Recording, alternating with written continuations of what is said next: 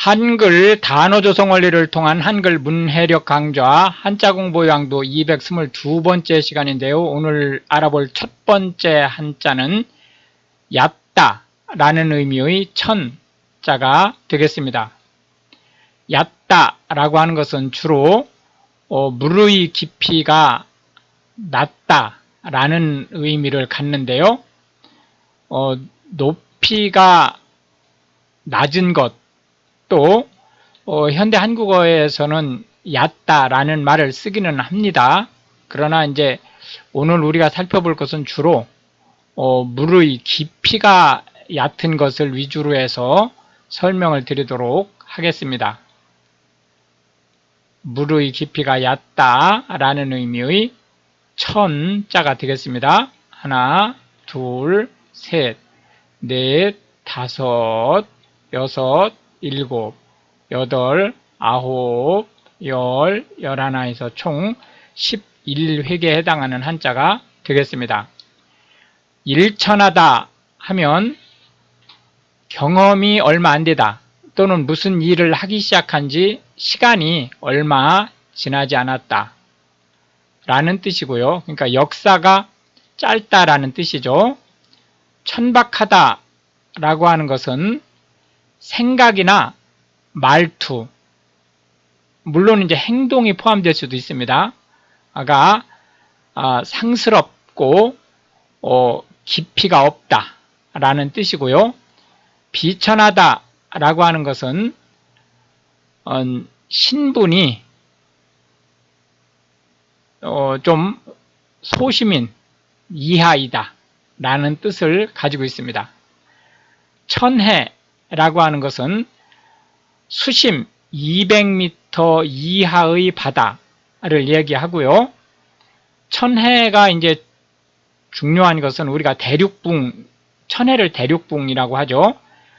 대륙붕은 각종 그 바다에서 일어나는 일들에 대한 실험을 하기가 좋을 뿐만 아니고 육지와 가깝기 때문에 부영양물들이 많아서 갖가지 수산물들이 많죠. 그리고 특히 우리나라 같은 경우에는 서해나 남해 쪽에 뻘이 많기 때문에 역시 그 뻘이 가지고 있는 풍부한 자원을 활용할 수 있다는 이점을 가지고 있죠. 천수만이라고 하는 것은 태안반도 밑에 길게 형성된 얕은 바다를 얘기하는데요.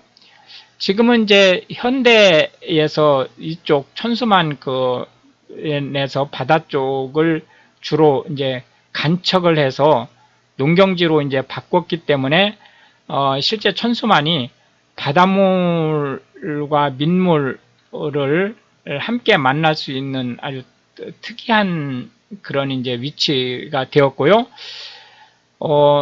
우리나라에서 철새 도래지로 가장 유명한 곳으로 이제 보시면 되겠습니다. 두 번째 한자는 형이라는 한자인데요. 모양이라는 뜻을 가지고 있습니다.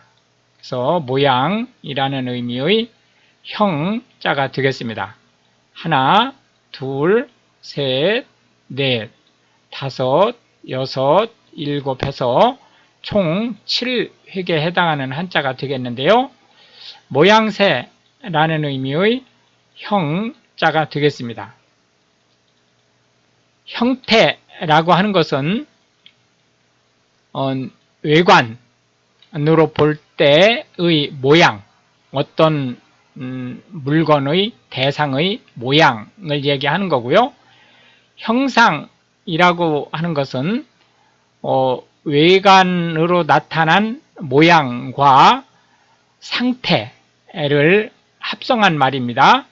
형식이라고 하는 것은 모양이나 절차가 정해진 틀을 말합니다.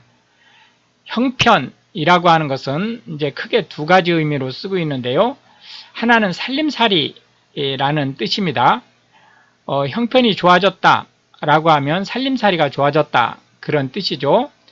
또 하나는 어떠한 일이 되어가는 상황을 얘기합니다.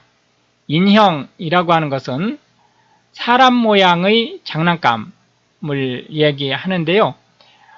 인형을 꼭 그 사람 모양만이 아니고 동물이라든지 이런 모양도 역시 우리는 인형이라고 얘기를 합니다. 좀 그 의미를 확대해서 형성하다라고 하는 것은 어떤 틀이 만들어지다라고 하는 의미를 가지고 있고요.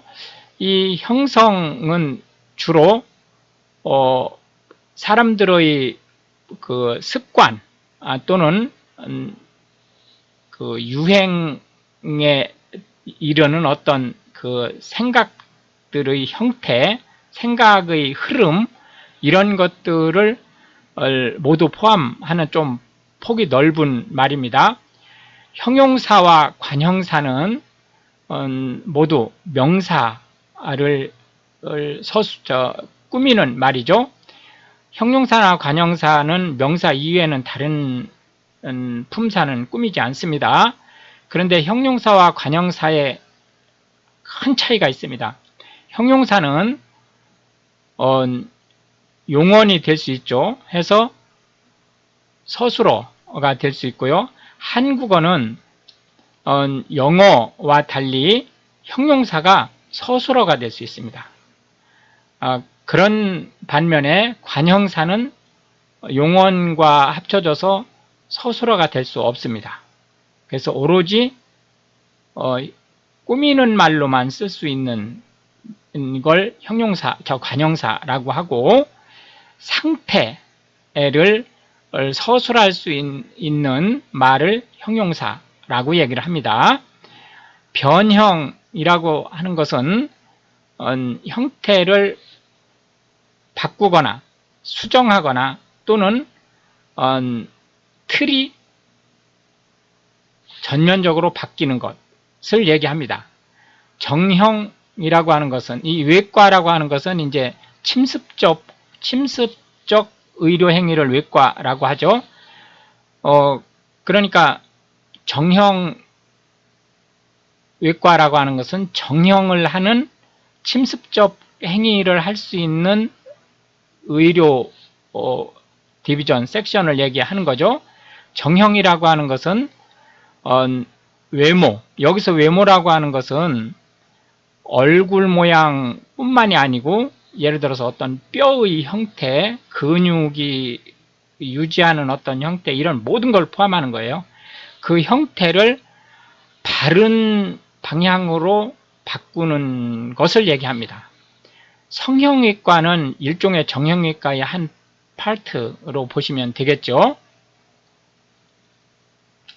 마지막 세 번째로 살펴볼 한자는 강하다 라는 의미의 강자가 되겠습니다. 강하다 라는 의미의 강자가 되겠는데요. 통상적으로 이제 이 윗부분을 이렇게 입구자로 쓰지만 이렇게도 쓸 수 있습니다. 그래서 그거는 참고하시기 바라겠고요. 획수가 하나 달라지죠. 하나, 둘, 셋, 넷, 다섯, 여섯, 일곱, 여덟, 아홉, 열, 열하나, 열둘, 그래서 12획에 해당하는 한자가 되겠는데, 이렇게 쓰면 11획이 되겠죠. 그래서 강하다 라는 의미의 이 강자가 되겠습니다. 여기서 강하다 라고 하는 것은 물리적인 파트에서도 쓸 수 있지만 꼭 물리적인 것뿐만이 아니고 어떤 품성이라든지 이런 데에서도 쓸 수 있는 말입니다. 강하다 라고 하는 것은 신체적으로 튼튼하다 또는 결단력이 있다 또는 어떤 힘을 상대방한테 강제할 수 있다. 이런 의미를 갖습니다. 부강하다라고 하는 것은 경제적으로 탄탄하고 힘이 있다. 그런 뜻이고요. 강대국이라고 하면 국제적으로 다른 나라에 영향을 크게 미칠 수 있는 나라를 얘기합니다. 통상 우리가 이제 4강 하면 미국, 중국, 러시아, 일본 이제 이런 식으로 이제 우리가 얘기할 수 있죠. 강풍 하면 센 바람, 강한 바람을 얘기하는데 여기서 강하다라고 하는 것은 초속으로 나타낼 수 있습니다. 실제 초속 10m가 넘으면 강풍이라고 볼 수 있는데 이제 그 경보 체계에서는 초속 14m 이상이 될 때 이제 주의보를 발령하게 되죠. 그렇기 때문에 이제 초속 14m 이상으로 부는 바람을 강풍이라고 보시면 되겠고, 통상 우리가 이제 태풍 하면 초속 한 30m 정도 또는 그 이상으로 분다고 보시면 되죠. 강제하다라고 하는 것은 상대방의 의사에 관계없이 내 의사를 관철시킬 수 있는 것을 얘기합니다. 강박증이라고 하는 것은 합리적이지 않은 생각에 사로잡혀 있는 것을 얘기합니다. 이 강박증이 이제 문제가 되는 것은 스스로가 이러면 안 된다라고 만약에 생각을 했다고 쳐요. 그렇게 해서 그 생각을 떨쳐버리려고 하면 더더욱 조여오고 불안해지는 이런 증상을 가지고 있는 정신질환의 하나입니다. 강경파라고 하는 것은 어떤 일을 추진함에 있어서 강하게 밀어붙이는 것을 얘기하는데요. 여기서 강하게 밀어붙인다라고 하는 것은 빨리 진척을 한다든지 혼신의 힘을 다해서 진척을 하고 이런 의미뿐만이 아니고, 물론 그건 기본으로 가지고 있는 거예요. 어떤 방해 요소가 발생했을 때 그거를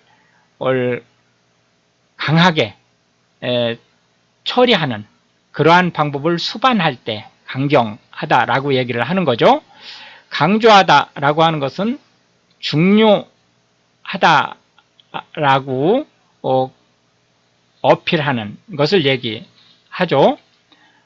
강력계라고 하는 것은 완력이나 폭력 또는 흉기를 사용한 범죄를 수사하는 사법형사 경찰이죠. 사법경찰의 한 파트를 얘기하는 거고요.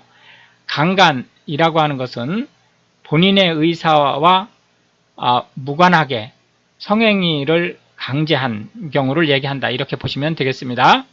이렇게 해서 이제 오늘도 우리는 3개의 한자와 각 한자에 대해서 현대 한국어에서 자주 쓰이고 있는 10개씩의 단어를 살펴보았는데요.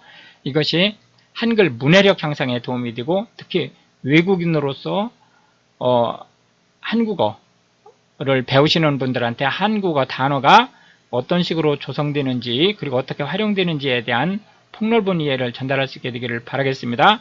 한국어는 똑같은 발음으로 얘기를 해도 한자가 어떤 것으로 쓰이느냐에 따라서 말이 완전히 달라질 수 있고, 심지어는 정반대의 뜻이 될 수도 있습니다. 그렇기 때문에 예를 들어서 뭐하다, 먼 방 하다 할 때 이 방 같은 경우는 막는다라는 의미도 있지만 놓는다는 뜻, 격려하다는 뜻을 가지고 있죠. 이렇게 전혀 다른 뜻이 아니고 정반대의 뜻이 될 수도 있기 때문에 한국어를 정확하게 파악하기 위해서는 한자를 학습하는 것이 대단히 중요하다라고 하는 점 강조드리면서, 시청해 주셔서 감사하고 우크라이나를 위해서 기도해 주시면 더욱 감사하겠습니다.